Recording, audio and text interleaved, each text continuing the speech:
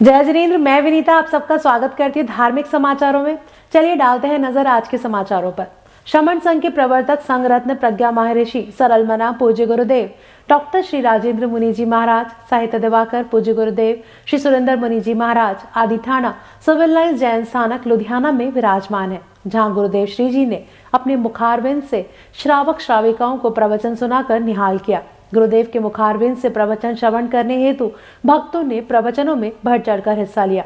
जिस तरह तीसरे तरह के पुष्प देखने में बड़े खूबसूरत, लेकिन उनके अंदर खुशबू बिल्कुल भी नहीं, और चतुर्थ तरह के मानव देखने में भी बदसूरत, और उनका वाणी व्यवहार भी क्या होता है? बदसूरत होता है। जीवन कर्म भी उनका क्या है?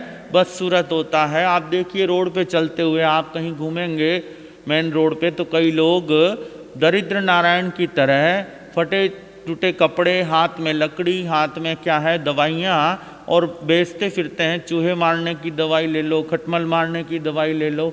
बोलो उनका वाणी व्यवहार भी कैसा है, कर्म भी कैसे कर रहे हैं, और देखने में भी बोलो एकदम ही अलग तरह से बदसूरत प्रतीत होते हैं। तो बंधुओं, यह चार तरह के पुष्पों के द्वारा महाप्रभु महावीर ने चार तरह के मानवों का वर्णन बताया है, जो आपने बहुत अच्छे से समझा। अपना भी वाणी व्यवहार हम देखने में भी खूबसूरत बने और वाणी व्यवहार से भी हम खूबसूरत रहें। प्रथम तरह की श्रेणी को हम अपनाने की कोशिश करें।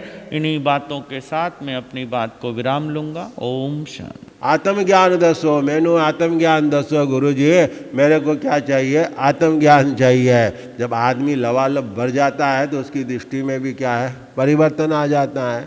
हम बम्बई रहे, उनके बीचों में रहे, उन लोगों के बीच में मालकेश्वर रहना पड़ा, और वहाँ का जो प्रधान है उनका नाम है अरुण भाई मेहता, क्या नाम है, और उनकी पोती जो है वो अंबानी के घर में 1 साल पहले क्या शादी हुई है। तो वो लोग जो कहते हैं महाराज अब पुद्गल नहीं चाहिए, मतलब हमको ये धन वैभव अब नहीं चाहिए, इतना आ गया है कि उसको हम क्या है क्या करेंगे, और रख करके बड़ा करके हमारा मन होता है कि भले ही ये न हो, कम हो जाए, तो भी मन में कोई तनाव नहीं है। और जितना त्याग की भावना आ रही है ना, उतनी लक्ष्मी भी और आती जा रही है। ये देखो मामला बहुत उल्टा है इसका। आप लक्ष्मी के पीछे दौड़ोगे तो लक्ष्मी आगे भाग जाएगी, और आप लक्ष्मी को तेरा मन हो तो आना, नहीं हो तो आना, मेरा काम है मेहनत करना, तो मैं कर रहा हूँ। आपके मन में उसके प्रति ज़्यादा लगाव नहीं होगा, ज़्यादा आसक्ति नहीं होगी, तो लक्ष्मी आपको ही क्या होगी? आप थोड़े दूर हटोगे तो लक्ष्मी आपके पास में आएगी, और आप ज़्यादा दौड़ते जाओगे तो लक्ष्मी और आगे खिसकती चली जाएगी। तो विदय राजा को एक ही मन था कि मेरे को तो आत्मज्ञान चाहिए। क्या चाहिए? एक दिन जनक राजा ने जब बार बार जनक राजा विदय राजा ने गुरु को कहा कि मेरे को आत्मज्ञान चाहिए, तो एक दिन का भैया तेरे को आत्मज्ञान दे दूंगा, लेकिन तू तो राज दरबार वाला आदमी है, हाई फाई आदमी है, आत्मज्ञान क्या करेगा? कि नहीं मेरी बहुत इच्छा है, मैंने गुरु भी इसीलिए बनाया कि आप मुझे आध्यात्मिक संत लगते हो, मुझे आत्मज्ञान दोगे। तो गुरु के मुंह से निकला, चल आज मैं तेरे को आत्मज्ञान देता हूँ, लेकिन तू मेरे को दक्षिणा देगा। क्या देगा? दक्षिणा देगा। तो उसने कहा दक्षिणा में कौन सी बड़ी बात है, जो आप कहोगे सो हाजिर हो जाएगी। गुरु को क्या लेना था, उनको तो आत्म दृष्टि देनी थी ना। तो उन्होंने एक ही बात कह दी कि 3 चीज़ें तू मेरे को दक्षिणा में दे तो मैं तेरे को क्या दे दूंगा? आत्मज्ञान दे दूंगा। उसने हाथ जोड़ लिए, जो आप कहोगे जो अर्पण कर दूंगा, सब अर्पण कर दूंगा, लेकिन मुझे आज क्या दे दो? आत्मज्ञान दे दो, जो मैं समझ सकूं जीवन के अंदर है। तो गुरु ने मांग लिया 3 दक्षिणा के अंदर 3 चीज़ें। एक तो तेरा तन दे दे, एक तेरा मन दे दे, और एक तेरा तन मन और क्या बोलते हैं, धीरे बोल रहे महामंत्री जी, कहीं न कहीं गड़बड़ है। तेरा तन दे दे, मन दे दे और धन दे दे, तो मैं तेरे को क्या दे दूंगा? आत्मज्ञान दे दूंगा। तो वो राजा समझा नहीं, उसने कहा गुरुजी इसमें कौन सी बड़ी बात है, मेरे को आत्मज्ञान मिल जाए तो तन भी आपका, मन भी आपका और धन भी आपका है।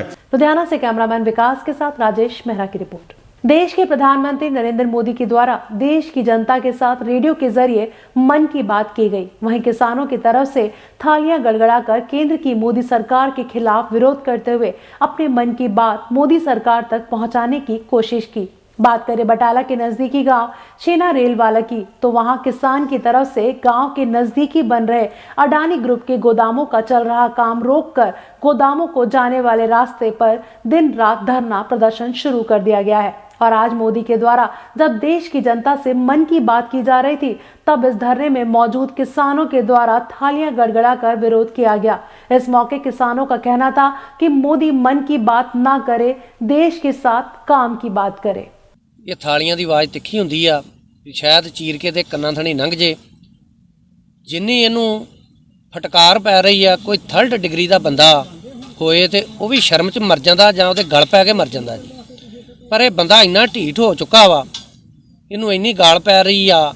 ਦੁਨੀਆ ਲੱਖਾਂ ਲੋਕ ਦਿੱਲੀ ਨੂੰ ਘੇਰ ਕੇ ਬੈਠੇ ਆ, ਪਰ ਇਹ ਐਡਾ ਬੇਸ਼ਰਮ ਕਹਿ ਸਕਨੇ ਆ ਵੀ ਹੋ ਚੁੱਕਾ ਮੋਦੀ ਸਾਡਾ, ਵੀ ਇਹ ਇੱਕ ਬਹੁਤ ਘਟੀਆ ਚਾਲਾਂ ਚਲਾ ਕੇ ਘਰਾਣਿਆਂ ਨੇ ਇਹਨੂੰ ਖਰੀਦ ਚੁੱਕੇ ਆ ਤੇ ਇਹ ਬਿਲਕੁਲ ਹੀ ਗੂੰਗਾ ਬੋਲਾ ਹੋ ਗਿਆ, ਸਾਰੇ ਦੇਸ਼ ਨੂੰ ਵੇਚੀ ਜਾਣ ਡਿਆ। ਤੇ ਅਸੀਂ ਇਹ ਥਾਲੀਆਂ ਇਸ ਮਕਸਦ ਨਾਲ ਇਹਦੇ ਵਿਰੋਧ ਅੰਗੇਸਟ 'ਚ ਅਸੀਂ ਇਹ ਵਜਾ ਰਹੇ ਹਾਂ। ਜਿਹੜੇ ਕਾਰਪੋਰੇਟ ਘਰਾਣਿਆਂ ਨੂੰ ਅੱਜ ਇਹ ਵੇਚਣ ਜਾ ਰਿਹਾ ਨਾ ਖੇਤੀ, ਇਹ ਤੇ ਇਹਨਾਂ ਸਰਕਾਰਾਂ ਦੀ ਪਹਿਲਾਂ ਹੀ ਨੀਤੀ ਸੀਗੀ। ਇਹ ਬਿੱਲ ਹੁਣ ਲਿਆਂਦੇ ਨੇ, ਪਹਿਲਾਂ ਹੀ ਤਿਆਰੀ ਕਰੀ ਬੈਠੇ ਸੀਗੇ। ਇਹ ਅੱਜ ਤੋਂ 3-4 ਸਾਲ ਪਹਿਲਾਂ ਦਾ ਪਲਾਨ ਬਣਨਾ ਸ਼ੁਰੂ ਹੋ ਗਿਆ।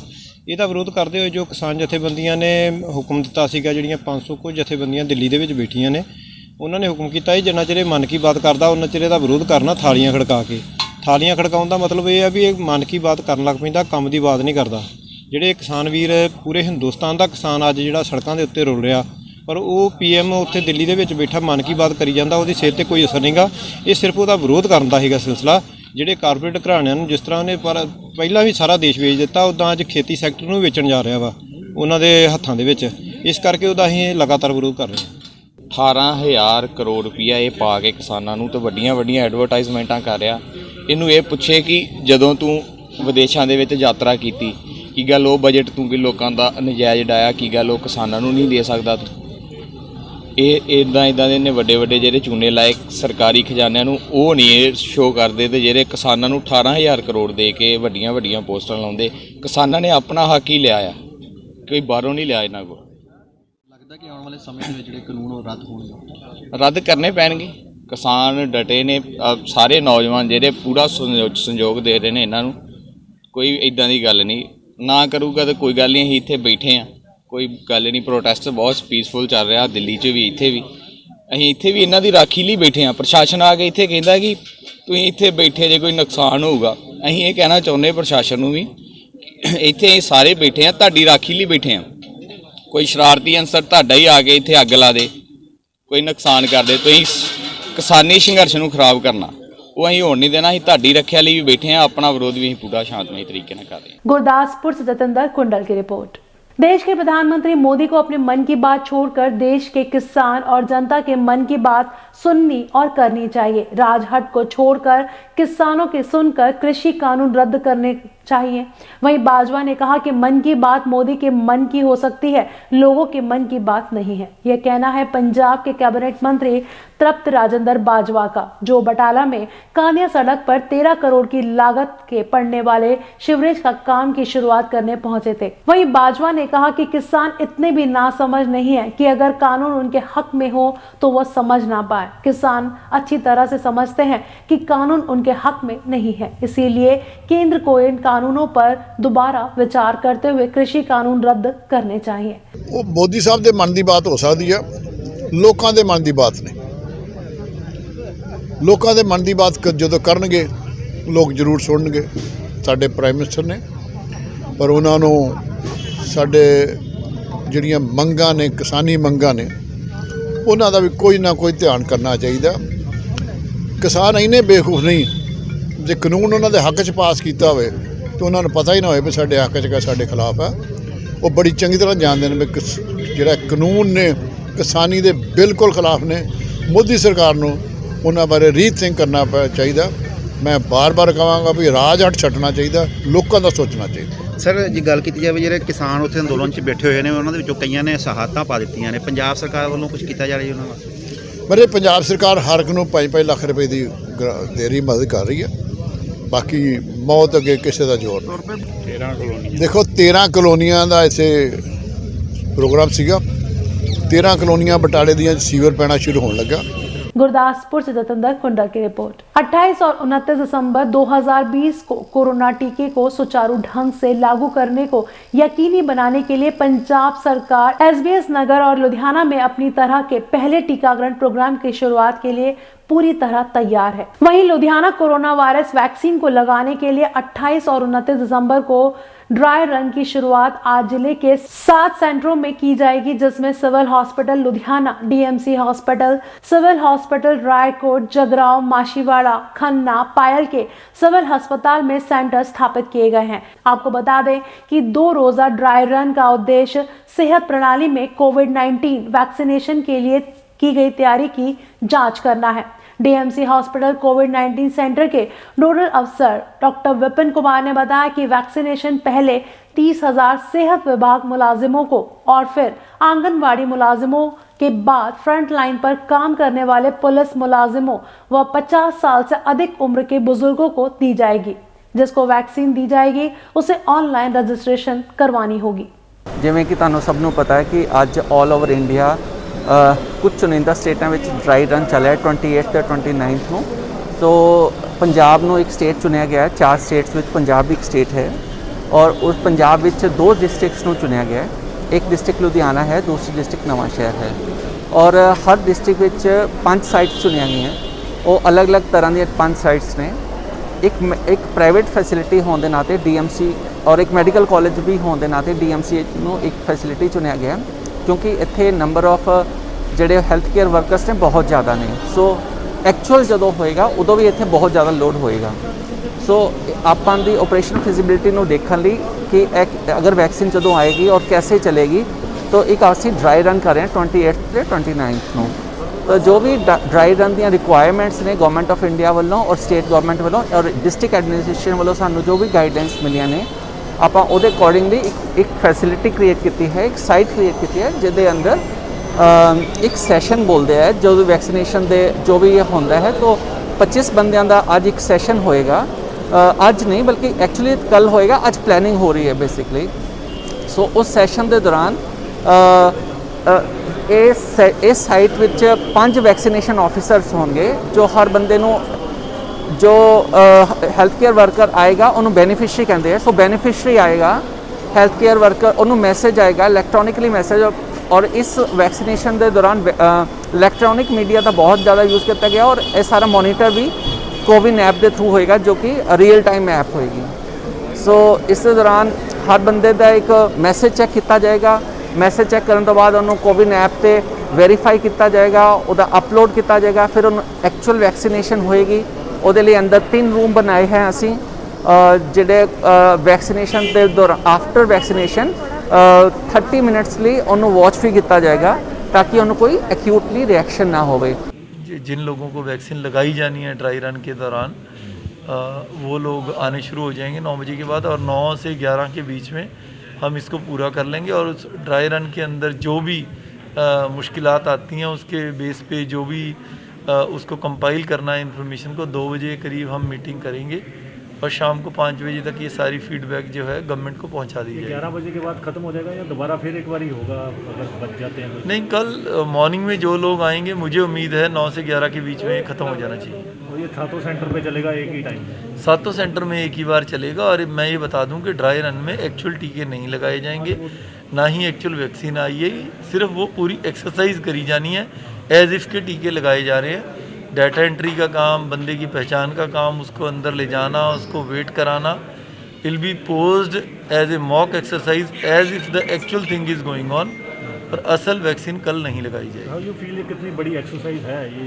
अगर वो ये काफ़ी बड़ी एक्सरसाइज है ये। मुझे तो मतलब अगर इसको सही मायनों में देखा जाए तो जो वोट डालते हैं लोग वो तो 18 साल से ज़्यादा उम्र के लोग वोट डालते हैं। लिमिटेड नंबर ऑफ वोटर्स ही होते हैं, 60 से 65% तक।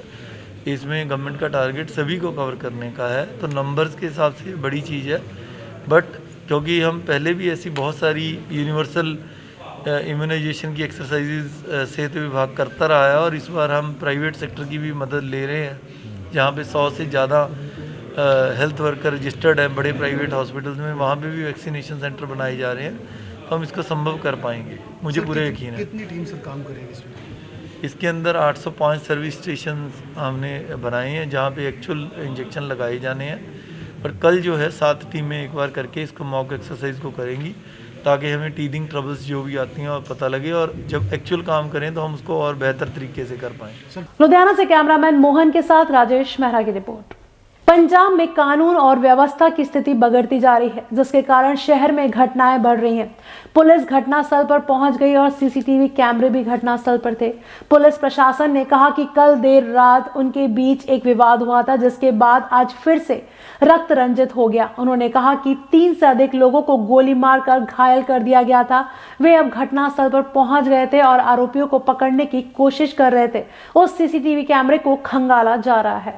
देखो जी, इत्थे मैं रात असीं सुते सां, 1:15 ਦਾ टाइम ਸੀਗਾ। ਇਹ ਆ ਕੇ ਤੇ ਇਹਨੇ ਆਣ ਕੇ ਇੱਥੇ ਬੜਕਾ ਮਾਰਦਾ ਸੀ, ਪਹਿਲਾਂ ਬੜਕਾ ਮਾਰ ਕੇ ਕਹਿੰਦਾ ਤੁਹਾਡੀ ਕੁੜੀ ਨੂੰ ਫਲਾਣ ਢੀਂਗ ਗਾਲਾਂ ਕੱਢਦਾ, ਗੰਦੀਆਂ ਗੰਦੀਆਂ ਗਾਲਾਂ ਕੱਢੀਆਂ। ਇਹ ਵਿਸ਼ਾਲ ਇਹ ਤਾਂ ਦੁੱਧ ਦਾ ਕੰਮ ਕੀਤਾ ਜਿਹਨੇ। ਹਾਂਜੀ, ਇਹ ਰੋਜ਼ ਦਾ ਹੀ ਕੰਮ ਇਹਦਾ। 11 ਵਜੇ ਰੋਜ਼ 11 ਵਜੇ ਤੋਂ ਲਾ ਕੇ ਜਿਉਂ ਸ਼ਰਾਬਾਂ ਪੀਂਦਾ ਜੇ ਰਾਤ ਨੂੰ 2-2 ਵਜੇ ਤੱਕ ਜਾਂਦਾ ਜੇ। ਹਾਂਜੀ, ਵਿਸ਼ਾਲ ਵੱਲੋਂ ਹਾਂਜੀ ਇਹ ਗੁੰਡੇ ਇਕੱਠੇ ਕਰਕੇ ਲਿਆਇਆ ਸੀ। ਅੱਛਾ, ਮੁੰਡੇ ਇਕੱਠੇ ਕਿੰਨੇ ਮੁੰਡੇ ਆਏ ਸੀ ਜੀ? ਇਹ ਮੁੰਡੇ ਹੈਗੇ ਆਪਣਾ 20-25 ਮੁੰਡੇ ਆਏ ਆ, ਟੋਲਿਆਂ ਦੇ ਰੂਪ ਵਿੱਚ ਆਏ ਮੁੰਡੇ। ਕਿੰਨੇ ਫਾਇਰ ਕੱਢੇ ਜੀ? ਇਹਨਾਂ ਨੇ 7 ਤੋਂ 8 ਫਾਇਰ ਕੱਢੇ ਜੇ। ਤੇ ਕਿੰਨੇ ਬੰਦੇ ਜ਼ਖਮੀ ਹੋਏ? ਬੰਦਾ ਇੱਕ ਉਹਨਾਂ ਦਾ ਜ਼ਖਮੀ ਹੋਇਆ, ਇੱਕ ਮੇਰੇ ਬੇਟੇ ਦੇ ਇਹਨਾਂ ਨੇ ਕਿਰਪਾਨ ਮਾਰੀ ਜੇ, ਤੇ ਇੱਕ ਮੇਰਾ ਹੋਰ ਬੇਟੇ ਦਾ ਦੋਸਤ ਸੀ। ਅਸੀਂ ਤਾਂ ਦੁਕਾਨ ਤੇ ਆਪਣੀ ਤੇ ਬੈਠੇ ਆਰਾਮ ਨਾਲ, ਤੇ ਉਹਦੇ ਬੇਟੇ ਦੇ ਆਪਣਾ ਮਾਰੀ ਜੇ ਸ਼ਰਾ ਵੱਜਿਆ ਜੇ, ਗੋਲੀ ਵੱਜੀ ਉਹਦੇ ਵੀ। ਕੀ ਰੰਜਿਸ਼ ਸੀ ਕੋਈ? ਕੋਈ ਰੰਜਿਸ਼ ਨਹੀਂ ਸਾਡੀ ਇਹਦੇ ਨਾਲ। ਅਸੀਂ ਤੇ ਇਹਨੂੰ ਪੁੱਤਾਂ ਵਾਂਗੂ ਰੱਖਿਆ ਸੀ, ਸਾਡੇ ਨਾਲ ਤੇ ਕੋਈ ਰੰਜਿਸ਼ ਨਹੀਂ ਕਿ ਇਹ ਬਸ ਜਦੋਂ ਇਹ ਗਾਲਾਂ ਕੱਢਦਾ ਸੀਗਾ ਤੇ ਇਹਨੂੰ ਇਹ ਦਬਕਾ ਹੀ ਮਾਰਿਆ ਵੀ ਤੂੰ ਜਾ ਇੱਥੇ ਇਸ ਵੇਲੇ ਕੀ ਕਰਦਾ ਵਾ। ਤੇ ਅੱਜ ਮੁੰਡੇ ਇਕੱਠੇ ਕਰਕੇ ਲਿਆਇਆ ਵਾ। ਕੀ ਹਥਿਆਰ 2 ਨੰਬਰ ਦਾ ਰੱਖਿਆ ਜੀ ਉਹਨੇ ਜਾਂ? ਵੇਖੋ ਇਹਦੇ ਕੋਲ 2 ਨੰਬਰ ਦੇ ਹਥਿਆਰ ਹੈ। ਬਦਮਾਸ਼, ਬੜਾ ਤਗੜਾ ਬਦਮਾਸ਼ ਜੇ। ਇਹਦੇ ਤੇ ਬੜੇ ਪਰਚੇ ਵੀ ਬੜੇ ਹੋਏ ਜੇ ਅੱਗੇ ਵੀ। ਇਹਨੇ ਗੱਡੀਆਂ ਚੋਰੀਆਂ ਕਰਦਾ, ਚੈਨੀ ਚੋਰ ਹੈਗਾ ਜੇ। ਇਹ ਬੜਾ ਤਗੜਾ ਬਦਮਾਸ਼ ਹੈ। ਇਹਦੇ ਗੁੰਡਾ ਇੱਥੇ ਆ ਗਿਆ ਸਾਡੇ ਤੇ, ਇਹਨੇ ਉਹਦਾ ਗੰਦ ਪਾਇਆ ਜੇ ਆ ਕੇ। ਝਗੜਾ ਹੋਇਆ ਤੇ ਜ਼ਖਮੀ ਹੋਏ ਬੰਦੇ, ਅਸੀਂ ਵੀ ਮੌਕੇ ਤੇ ਆਏ ਆ, ਪਤਾ ਲੱਗਾ ਸੀ। ਬਾਕੀ ਵੇਖਦੇ ਚਲਾਣੇ ਤੋਂ ਗੋਲੀਆਂ ਚੱਲੀਆਂ ਇਹਦੇ ਬਾਰੇ ਕੋਈ ਕਨਫਰਮ ਨਹੀਂ ਹੋਇਆ। ਕਿੰਨੇ ਜਣੇ ਇੰਜਨ ਹੋਏ? ਇੰਜਰ 3 ਬੰਦੇ ਦੱਸ ਰਹੇ। ਤੇ ਇੱਕ ਬੰਦਾ ਕੋਈ ਫੜਿਆ ਵੀ ਗਿਆ ਵਾ? ਨਹੀਂ ਪਤਾ ਨਹੀਂ, ਮੈਂ ਚੱਲਿਆ ਜੇ, ਮੈਂ ਸਾਹਿਬ ਵੀ ਆਏ ਪੁੱਛਣ ਲੱਗੇ ਤੇ ਆਏ ਆ ਮੌਕੇ ਤੇ। ਘਰ ਵਾਲੇ ਦਾ ਕਹਿਣਾ ਕਿ ਨਾਮ ਇੱਕ ਬੰਦਾ ਅਰੈਸਟ ਵੀ ਕੀਤਾ ਪਤਾ ਨਹੀਂ ਜੀ, ਅਜੇ ਤੇ ਮੁਕੱਦਮਾ ਦਰਜ ਕਰਾਂਗੇ ਜੀ। ਅਰੈਸਟ ਵਾਲਾ ਦੀ ਕੋਈ ਗੱਲ ਹੀ ਨਹੀਂ ਅਜੇ ਅਰੈਸਟ ਵਾਲਾ ਨਹੀਂ ਕੋਈ ਗੱਲ ਹੈਗੀ। ਕੀ ਰੀਜ਼ਨ ਕੀ ਰਿਹਾ ਜੀ ਗੋਲੀ ਚੱਲਣ ਦਾ? ਇਹਨਾਂ ਦਾ ਕੋਈ ਆਪੋ ਚ ਕਹਿੰਦੇ ਇੱਥੇ ਸ਼ਰਾਬ ਸ਼ੁਰੂ ਪੀਣ ਤੋਂ, ਕਹਿੰਦੇ ਕੱਲ ਵੀ ਝਗੜਾ ਹੋਇਆ ਮਾਮੂਲੀ, ਤੇ ਅੱਜ ਸਵੇਰੇ ਫਿਰ ਇਹਨਾਂ ਦਾ ਆਪੋ ਚ ਜ਼ਿਆਦਾ ਹੋ ਗਿਆ। ਗੋਲੀਆਂ ਚਲਾਈਆਂ ਗਈਆਂ ਸਰ, ਕੁਝ ਪਤਾ ਲੱਗਾ? ਅਜੇ ਤਫਤੀਸ਼ ਕਰ ਰਹੇ, ਕਨਫਰਮ ਕਰਦੇ ਕਿਤੇ ਹੋਲੇ, ਪਤਾ ਨਹੀਂ ਹਜੇ ਮੌਕੇ ਤੇ ਆਏ ਜ਼ਖਮੀ ਹੋਏ ਕੁਝ ਨਾਲ? ਨਹੀਂ ਪਤਾ, ਨਾ ਨਹੀਂ ਪੂਰਾ पता नहीं। अमृतसर से सुनील खोसला की report. Jain international trade organisation JITO Ludhiana chapter की वार्षिक मीटिंग का आयोजन एवं नई कार्यकारिणी का शपथ समारोह दिनांक 27 दिसंबर दिन रविवार सुबह 11:30 बजे आत्मसम्मान कम्युनिटी सेंटर जैन स्थानक सिविल लाइंस में आयोजित किया गया। इस मीटिंग में जीतो लुधियाना चैप्टर, जीतो लेडीज एवं जीतो यूथ विंग की नई कार्यकारिणी का सामूहिक शपथ ग्रहण समारोह हुआ। इसके साथ ही आने वाले वर्ष में नए कार्यक्रमों की रूपरेखा भी घोषित की गई। साथ ही साथ विभिन्न कार्यक्रमों के लिए कन्वेनियर भी घोषित किए गए। नए भारत के नव निर्माण के लिए जीतो का क्या योगदान हो सकता है, राष्ट्रीय एवं अंतर्राष्ट्रीय स्तर पर उसके ऊपर भी विचार किया गया। मैं भूषण कुमार जैन, जीतो लुधियाना चैप्टर चेयरमैन बोल रहा हूँ। आज हमारी जैन स्थान में मीटिंग हुई है, तो ये हमारी इलेक्शन मीटिंग थी। आज हम नई कार्यकारिणी चुनी है। आज सभी लोगों ने ये दोबारा 2 साल के लिए मुझे चुना है और मैंने अपनी कार्यकारिणी बना के उनको दायित्व दे दिया है। जीतो एक ऐसा काम कर रही है जन जन सेवा के लिए। आज भी हमारी कमेटी ने पास किया है कि हम भगवान महावीर जयंती हर साल मनाया करेंगे। उनके भगवान महावीर जयंती वाले जन्मदिन व वनस्थली जो जीटी रोड पे जगह मिली हुई है वहाँ मनाई जाएगी। और दूसरी बात हमने आज तय की है कि जो हमारे समाज में थोड़े निम्न आय वाले लोग हैं उनके लिए कम से कम आवास की योजना का प्रोग्राम रखा गया। हमें उम्मीद है कि सारी जन जन के सहयोग से ये काम हम जल्दी शुरू कर लेंगे और जल्दी पूरा करने का भी आपको प्रण लेते हैं कि जल्दी पूरा हो जाएगा। धन्यवाद। मैं राकेश जैन, मंत्री जीतो लुधियाना चैप्टर। आज का कार्यक्रम Jain community centre civil line के प्रांगण में जीतो की वार्षिक मीटिंग का आयोजन किया गया। आज नई कार्यकारिणी को शपथ दिलाई गई। इसके साथ साथ जीतो यूथ विंग को भी शपथ दिलाई गई। बहुत से औद्योगिक घराने इस ऑर्गेनाइजेशन का हिस्सा हैं। ये देश और विदेश में कार्यरत है। विदेश में तकरीबन 19 सेंटर हैं। बहुत से सेवा के कार्य देश भर में चलाए जा रहे हैं। कोविड के अंतर्गत बहुत से सेंटर, डायलिसिस सेंटर, कोविड के लिए सेंटर, ऐसे बहुत से जो कार्य हैं जीतो द्वारा किए गए। आगामी आने वाले समय में भी जीतो द्वारा जैसे सिविल सेवा परीक्षा के लिए दिल्ली में बहुत बड़ा केंद्र बना हुआ है। जिन बच्चों के पास पैसे का अभाव के कारण इस परीक्षा को देने में असमर्थ हैं, जीतो उन बच्चों के लिए बहुत बड़ी व्यवस्था जो है वो कर रही है। हर साल तकरीबन 40 से 50 जो बच्चे हैं जीतो के सहयोग से प्रशासनिक सेवा में आ रहे हैं। इसी के साथ साथ बहुत से सेवा के कार्य जो जीतो के अंतर्गत चलाए जा रहे हैं। साधु संतों की सेवा के लिए बहुत बड़ा फंड जो है क्रिएट किया गया है। उनको कभी भी देश विदेश में, देश में मेडिकल की व्यवस्था के लिए कहीं इधर उधर सरकार की ओर से देखने की ज़रूरत नहीं है। उसका टोटल जो खर्चा है वो जैन समाज जीतो ही वहन करती है। जीतो बिजनेस को प्रमोट के लिए सबसे बड़ा केंद्र है। जो डाउन ट्रोडन हैं, जो आज आर्थिक दृष्टि से कमज़ोर हैं, उनको अपलिफ्ट करने के लिए, आम धारा में शामिल करने के लिए, उनको व्यापार देना, व्यापारी वर्ग से जोड़ना, उनको काम देना, ऐसी बहुत सी योजनाएं जो हैं जीतो के अंतर्गत चलाई जा रही हैं। आज का मुद्दा यही था कि आने वाले 2 वर्षों में जो लोग किसी कारण, कोविड के कारण नीचे की तरफ व्यापार में या किसी भी तरीके चले गए हैं, उनको अपलिफ्ट कर समाज में बराबर का दर्जा देना, उनको सहयोग करना, ये हमारी एक सामाजिक जिम्मेवारी है। कोई जैन समाज की ओर से एहसान नहीं होगा। सादर जयचंद्र, जय हिंद। लुधियाना से कैमरामैन जसविंदर के साथ राजेश मेहरा की रिपोर्ट।